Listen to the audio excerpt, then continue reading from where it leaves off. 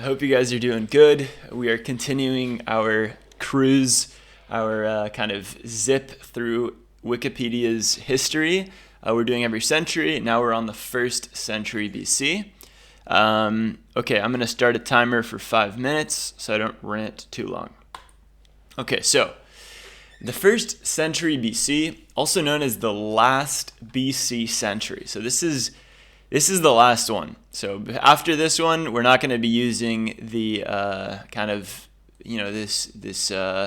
this term BC, which is before Christ. I think BCE is before Common Era. So everything that happens from 100 BC to the first day, to the first year rather BC is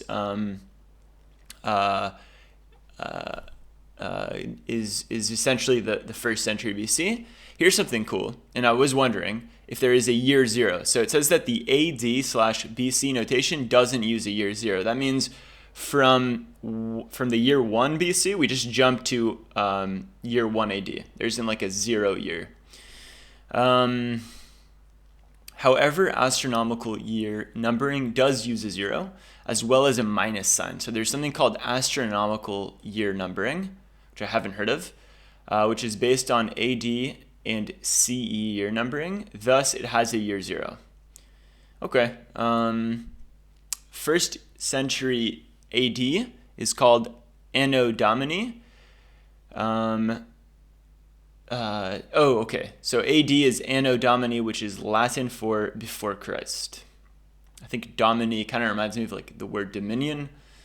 Maybe it's like our Lord or something. Okay, moving on. In the course of the century, all the remaining independent lands surrounding the Mediterranean Sea were steadily brought under Roman control, being ruled either directly under governors or through puppet kings appointed by Rome. Puppet kings is an interesting term. It means a puppet ruler is someone who holds a title of political authority, but is loyal to or controlled by outside persons or groups.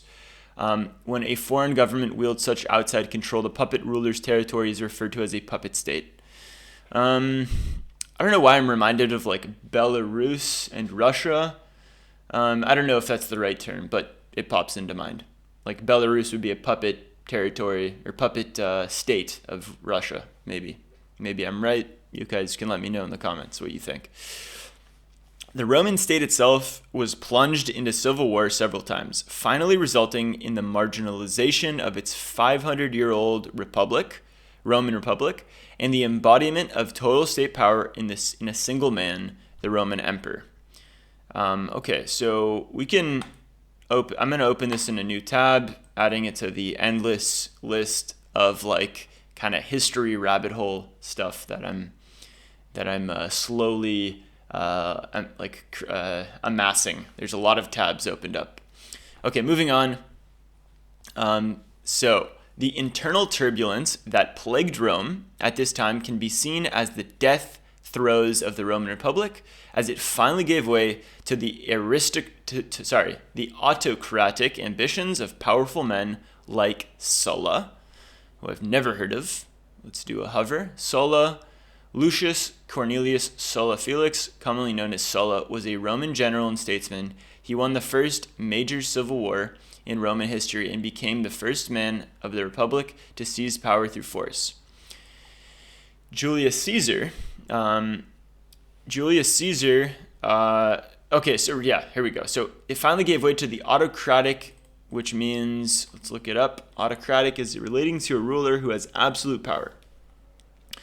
Of Julius Caesar, Sulla, and Mark Antony, who I have heard of, commonly known as, so it's Marcus Antonius, commonly known as Mark Antony, who was a Roman politician, general who played a critical role in transformation of the Roman Republic into the autocratic empire.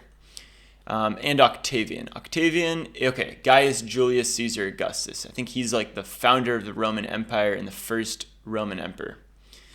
Got it. So let's scroll down. I'm just going to pause the timer because we're going into overtime. Octavian's ascension to total power as the Emperor Augustus is considered to mark the point in history where the Roman Republic ends and the Roman Empire begins. So some scholars refer to this event as the Roman Revolution. The birth of Jesus, the central figure in Christianity, also took place around the close of this century. Okay, now we're moving to the east. In the eastern mainland, the Han dynasty began to decline, and the court of China was in chaos in the latter half of this century. Trapped in a difficult situation, the Xiongnu had to begin immigration to the west to attach themselves to the Han. Okay, so a turbulent century. Rome essentially has completed its control over essentially the Mediterranean basin. We can see that this is at the beginning. Red is Rome.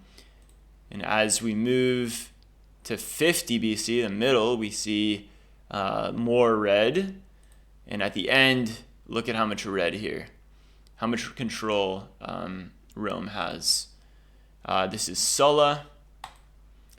This is Mithridates of Pontus, who we didn't even read about.